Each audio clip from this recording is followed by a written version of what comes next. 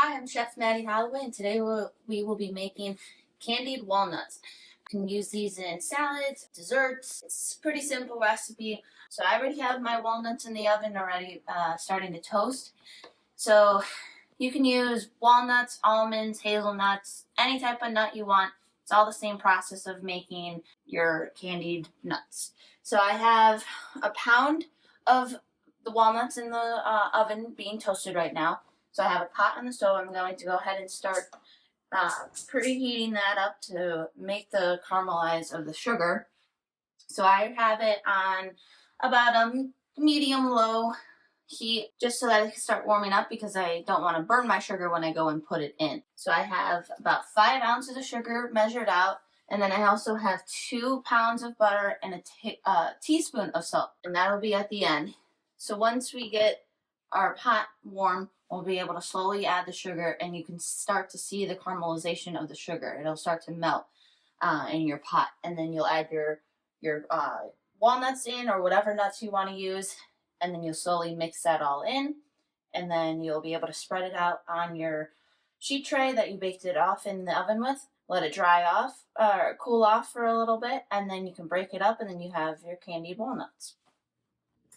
All right, so now that our pot is starting to heat up, you can see that I sprinkled a little bit of sugar in to slowly get a caramelization on it. So I'm going to slowly sprinkle in sugar. I'm going to turn up my heat a little bit now.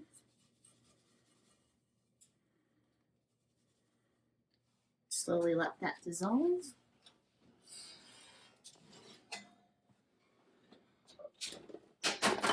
Set those there for a minute.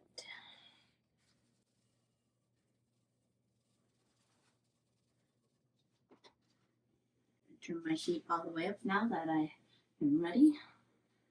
So I can slowly crystallize the sugar and not burn it.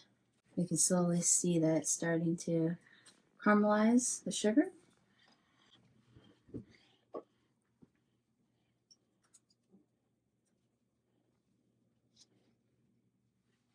You don't want to add too much in your pot so that it doesn't melt it all the way either. So that you slowly add in your sugar.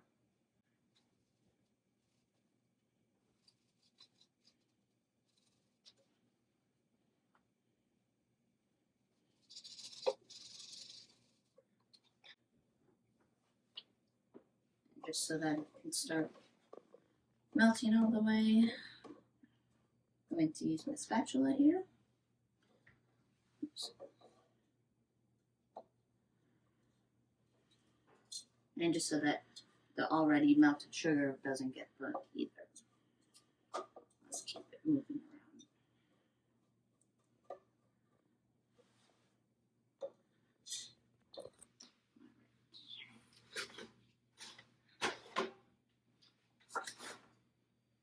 Now that our sugar is melted, I'm going to add in the nuts very carefully.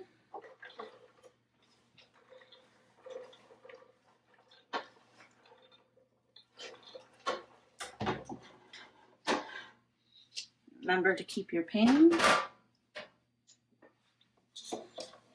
Now that our nuts are in, we're going to coat them with the sugar.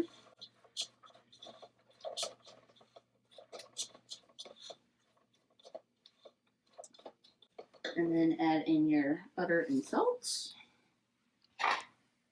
And let that mix in. Turn down your heat to about medium-ish. And then you want to mix this until your butter is fully mixed and dissolved. And then once that's all mixed in, come on, butter. You will pour it back onto your sheet tray and let it cool off.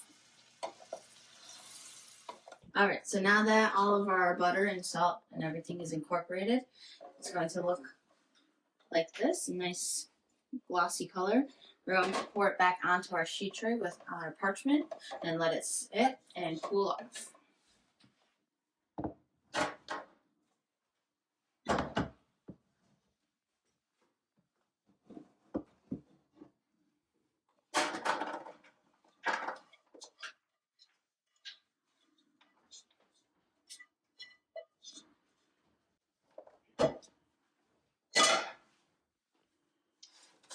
spread it out so that it doesn't all clump together.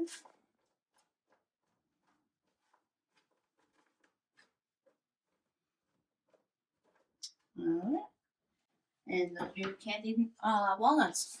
And so now we're going to let this cool off, and we'll come back and break them up, and you can put them in an airtight container, and you can store them up to at least a month and use them on salads, desserts, or whatever. Or you could just eat them as is. They're good like that too.